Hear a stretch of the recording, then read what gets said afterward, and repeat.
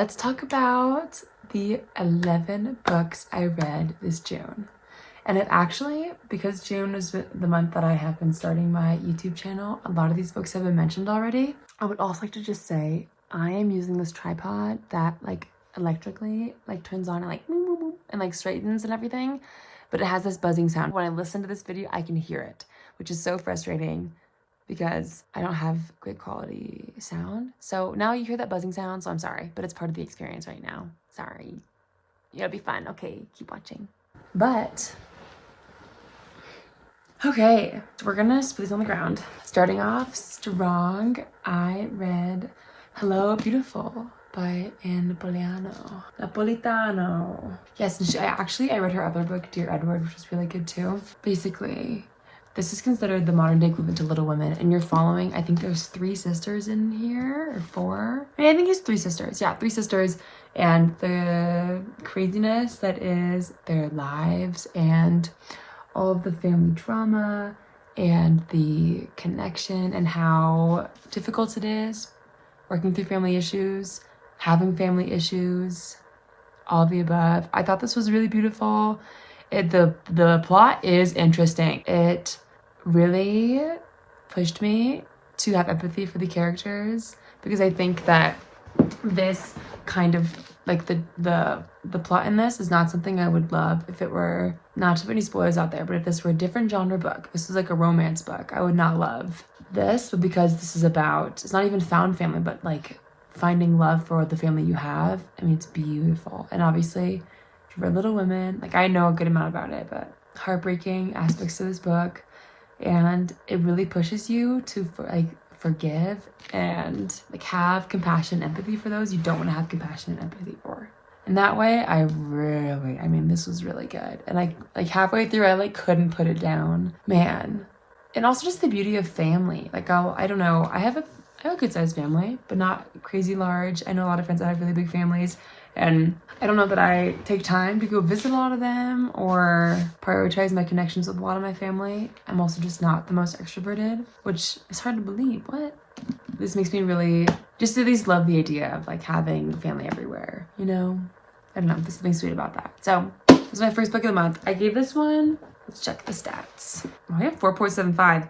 I think I'm gonna lower that right now to like 4, because a 5-star book, like, or a 6, just like a top tier book, is one that I remember really well. And I do not remember this book really well. I just remember the things that were hard for me to love, and the things that like really touched me, and the parts where I sobbed and I cried a lot. But man, this was a good like uplifting book too. So first book of the month.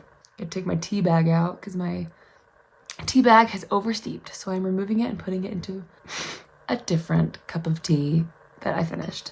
So my second book this month was interesting, and I talked about this in another video where I talked about how I read 8 books a month, like how I went from reading no books to reading, I read 50 last year, and I read roughly like a lot a month. The Idea of You by Robinne Lee. Basically a romance about there's a rock band, or like a popular pop band from the UK, and this woman has a few daughters that love this band, and so she takes them to a concert, and she ends up falling hard for someone in this band. And anyways, you're taking along on this journey.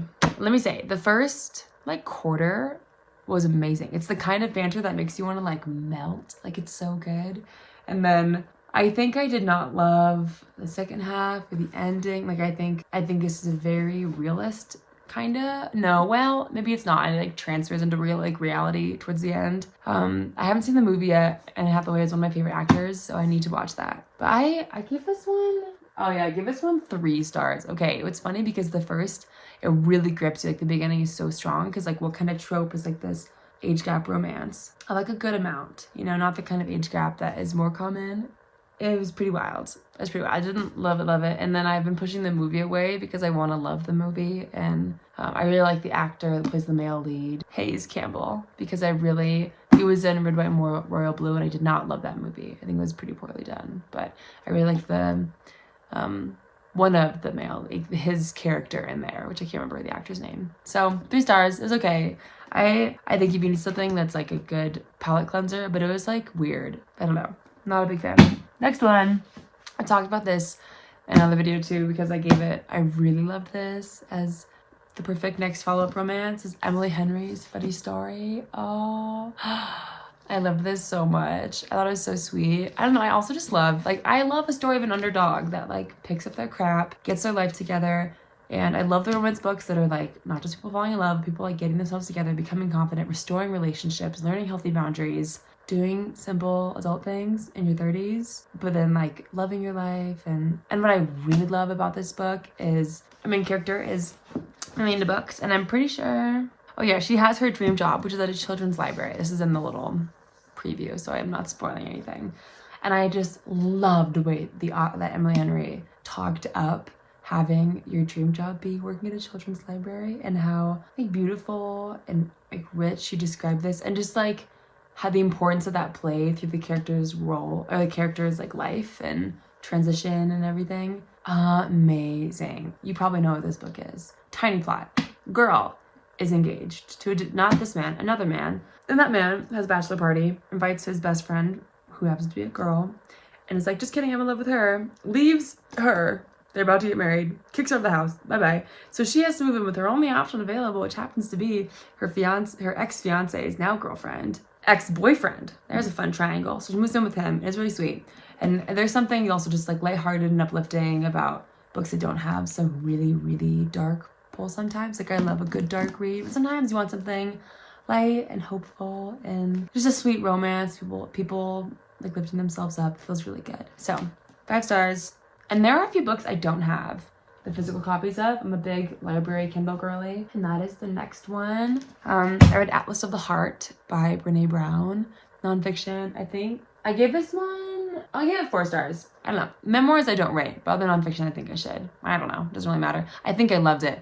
It talks a lot about, past experiences, dealing with hurt, being mature. It's hard to describe. Let me pull up the thing and read about it really quick. Okay, what am I looking at? Let me just read this little blurb I found on Google, because this is not the books, but it's here. The book provides a comprehensive map of human emotions, enhancing self-awareness and empathy. It offers practical tools to navigate complex feelings and build stronger connections with others. The author's research-based approach makes the content accessible and applicable to real situations. Very true. Brene Brown is so good, and also she is a researcher. That's what she does, is research things. And I had this partly on an audiobook, which I love doing with nonfiction, and she reads her audiobooks and she laughs and she kind of adds little bits here and says things when she's reading. It's just it's such a beautiful way to narrate this book. It brought it to life so much for me. Oh my gosh, it really is having empathy 101, and give this to a narcissist. Give this to a man in your life that needs some empathy. I don't know. Or someone in your life that feels they need empathy, and the difference between sympathy and empathy and pity. And she really calls you out sometimes too. We're if you're feeling this in this scenario, you're being selfish. You're thinking about yourself. And I'm oh geez, I don't feel like an overly selfish person. But then doing this, I was crap. So I learned a lot. It was a really good, very enlightening read. Oh, and the next book I have, why is it not with me? Oopsies. Okay, I read Paris Apartment, Lucey Foley. I talked about this in my, I think, Feral Girl summer video, Feral Girl book recs, because it's kind of dark, and it felt really good though. I think I should read this in a year and see how I feel about it. But thriller, girl shows up in Paris who's from somewhere in Europe. Let's just say that. From a different place, and she shows up in Paris to find her brother Ben, and her brother Ben isn't there, and so she's basically tracking him down this whole book, and she's beginning to unweave this web of things existing within the apartment he was staying in, and the people that he knew that she's meeting. And it's amazing because I just loved these dark characters. Were so lovely because they were also real people while being obviously not real people. Parts of them you're oh yeah, I've seen that in others before. The ending was great, but I think I just love the theme and the feeling. There's something about, I've talked about this in so many little videos of mine, but I love the aesthetic of a dark, old, vintage, beautiful, darkly darkly lit, an ambiance filled place, and wired fence, old paintings, beautifully gold leaf papered walls. I just love this aesthetic, and old chinaware. I imagine a girl with a sharp bob and cool glasses reading with her Americano on the deck in her like white pajamas, you know, like that was this book for me. And like the main character was not her. It's kind of great. I love that you don't actually, I don't think I actually got too attached to the characters, honestly, as much as the setting of this book. So maybe I'm feeling a little biased right now. I give this one 4 stars. I gave 4. 4 is good. This is a good book. I recommend it. It wasn't too eerie, too dark, too anything. It was like the perfect little thriller for me. I was really happy with this. Oh, the next book I don't have with me. It was The Story Life of AJ Fikery. I think I talked about this in my all-time reads, just because I also just finished it, but I had this one on my Kindle. It's just a found family, single man in his, like, I think early 40s, you know, lonely, and I think he owns a bookstore. He lives above it, and you kind of go along with him as life hands him different things, and it's just a beautiful story of this man and the things that unfold in his life and evolve and how he grows. I mean, in the ending was so beautiful. I think a lot of times authors don't, well, maybe I'm wrong. I haven't read that many books, but like I sometimes need that really heartbreaking ending to bring together the love and the purpose of why the book was so good. And I feel like Gabrielle Zevin did an amazing job of that. Or she kind of broke your heart a little bit, but made things difficult, but just so that like you could really feel and witness love and the compassion in this book. And the growth of character. I mean, really stunning. Stunning. I had to go get this book too. I literally looked at my list, went up on my bookshelf, got all these books, and then did not grab a few of them. But the next book I read was Legendary, second book in the Caraval series. Let's just say I loved the first book. I loved the setting. I loved the plot. That was so imaginative, so creative, so fun, and like dark and kind of eerie, but there's romance. Like what's happening in this book, and you can't tell if what you're experiencing is an illusion of the plot, or that's for the characters, or if you're actually experiencing what's happening and then something else is a lie. It's so cool to like weave your way through that book and not know what's going on. And then I read this book. I did not have a good time. I gave this one, I give it 2.75. That's really just when I feel bad, when I just feel bad. I don't think I could get into this. It honestly just felt like the first book happening again. Maybe I just read this at a bad time.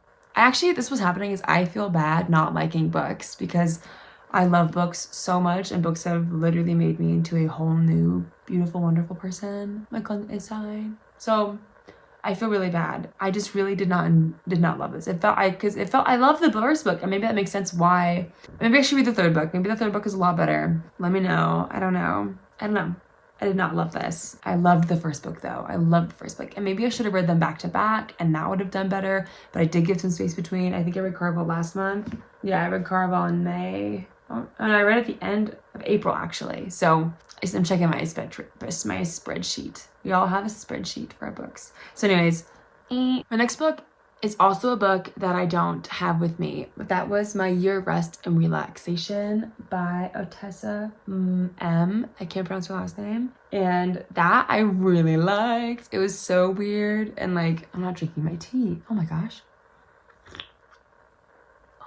Something about peppermint tea makes everything feel okay. It's like Jesus tears in here. That sounds weird. You know what I mean though? Like there's something in here.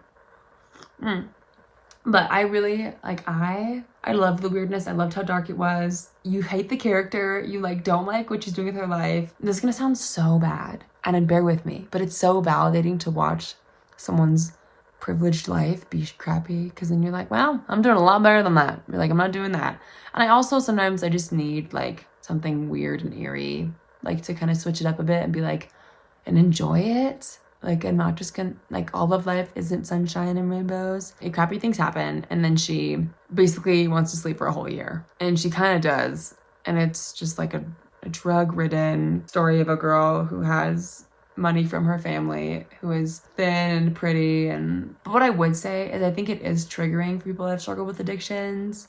Not to say that that's a heavy theme in the book, just the heavy use of drugs. The romanticization of it wasn't the most healthy, and maybe that's part of why I enjoyed it. Honestly, it was just it romanticized this kind of dark thing, which can be really enjoyable because that's not how I live. I don't really do that. I don't pop pills to do anything or to sleep. I don't know. So this was not my vibe, but I've definitely struggled with substances in the past, and I think part of it recognizing whoa, that is triggering, but not triggering in a way where it's I'm having a great time doing my drugs. She's like, I'm doing this to sleep. And I don't know if I've ever been triggered to like take drugs to sleep for a really long time. So I definitely was not triggered in that way, if that makes sense.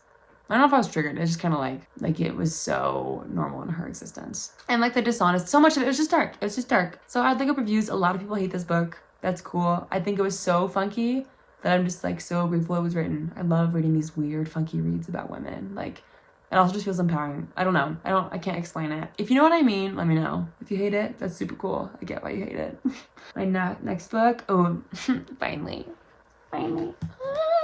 Crescent City. I read the first book, House of Earth and Blood. Yeah, Earth and Blood. I did a little reading vlog for this because I was like, this is a popular book. I haven't read it. I really liked it. I talked about a lot of my thoughts in that video, so I won't go too into depth. I gave this one 4.5, I think. The world was really fun. It was also like this like dark romance kinda and like fantasy world that was like happened to be kind of modern day, but like wasn't modern day. Like they go to the clubs and have phones. It was pretty riddled with substances and all these dark themes, which I think aided. But one of my big thoughts from my reading vlog was that it helps you dehumanize the characters. These literally are not humans, right? They're like fae, wolf, like fantasy creatures. And it helps you dehumanize them to see them be so feral in their like wild sexual escapades.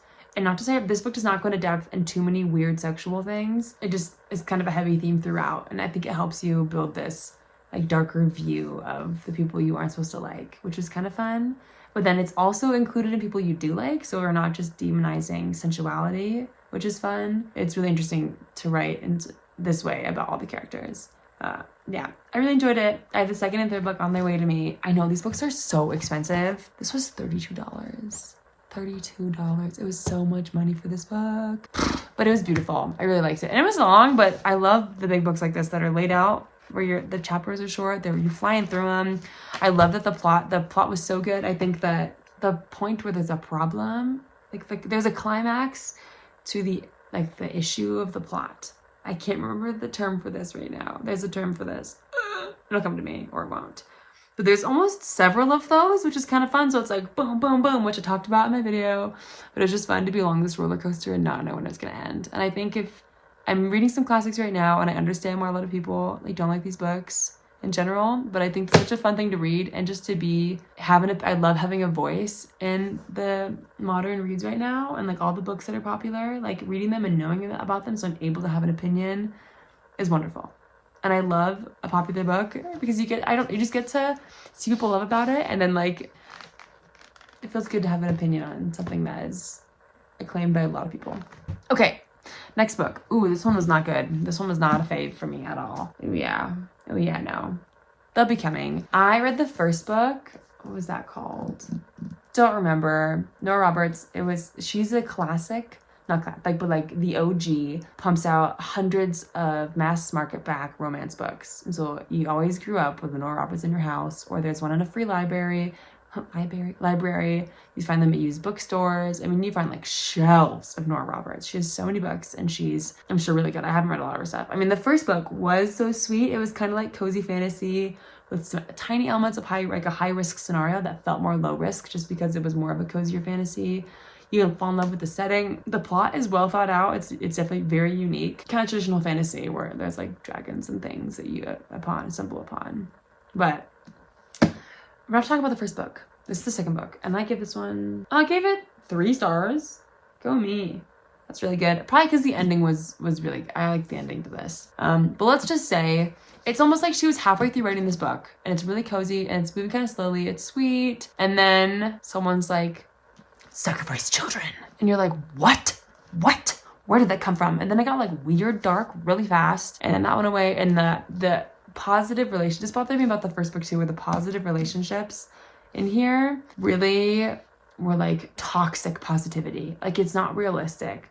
Like my best friends and I like have amazing discussions and love each other so deeply and talk to each other a lot, but not like in a toxic way. I feel like, or like the relationship, like, and it's like a thing in all romance books. We have to remember like, this is not a real man. Like someone wrote this fictional character for me because they want me to live in this fictional world. But even like all of the characters that are good are it's like annoyingly kind, annoyingly good. Like I was getting so angry, and I could have just DNF'd this, but I really wanted to get to 11 books this month, which I did, because I only read like 5 in May. May was a busy month for me, and I wanted to make up books from not reading in May, because I like reading a minimum of 8 books a month. I usually read more than that, but so I got to my goal of reading 11 books this month. Just wow, I was not happy with this one bit. On to the next one, a book I did really like, and my first book like this. This I talked about, I feel like everywhere, all the time, because it's wonderful, and I can't wait to read this again in a few years. Near to the Wild Heart by Clairce Lispector. She has written a bunch of stuff. I wish I could just give you a little overview of who she is, because she's such a mystery to the writing world. Anyways, you have to read the intro to this. Like you cannot do that thing where you skip the intro and go to chapter 1, because you'll miss so much good stuff in here. This is a woman that was born in Western Ukraine, the province of Podolia. And she wrote this book, I think, at 23. Yeah, 23. Oh my gosh. I'll just read this thing on the back for you so you get a little bit. Published in Rio de Janeiro. Oh, Rio de Janeiro. In 1943, Near to the Wild Heart introduced Brazil to Hurricane Clarice, an unknown 23-year-old who wrote her first book in a tiny rented room and then, at the suggestion of a friend, baptized it with a title from Joyce. He was alone, unheeded, near to the wild heart of life. The first novel, the story of the feral, amoral Joanna, announces one of the great careers in 20th century literature. But it was fun. So this is a stream of consciousness style novel, and it is fiction. And you're following this woman, Joanna, from a pretty young age, and some things funky happen, and then you kind of follow her into adulthood and her husband and whatnot. This is under the genre. It's a very interesting name. It's called Bill Dunsgroman. Dunsgroman? I can't say this correctly, but basically it's the definition I'm seeing right here is a novel dealing with one person's formative years or spiritual education. But I love that when you look up the genre for this, you get fiction, novel, and then Bill Dunsgroman. I love that it's like following the evolution of a character. It's just a very weird character, but I really love her, and there are parts of it you really resonate with. And because you're following stream of consciousness, you're getting the things that people don't say out loud. You're getting the things that we don't say out loud. And I resonated with so much of this. And what's wonderful about stream of consciousness is you don't have to read this so slowly. Like at first I was reading it really slowly because I was trying to take it in, and then I just was like, wait, no, I'm gonna read this like it's a stream of consciousness. And it was like it's kind of wild, because if you just read a few sentences out of it, it feels so abstract and confusing.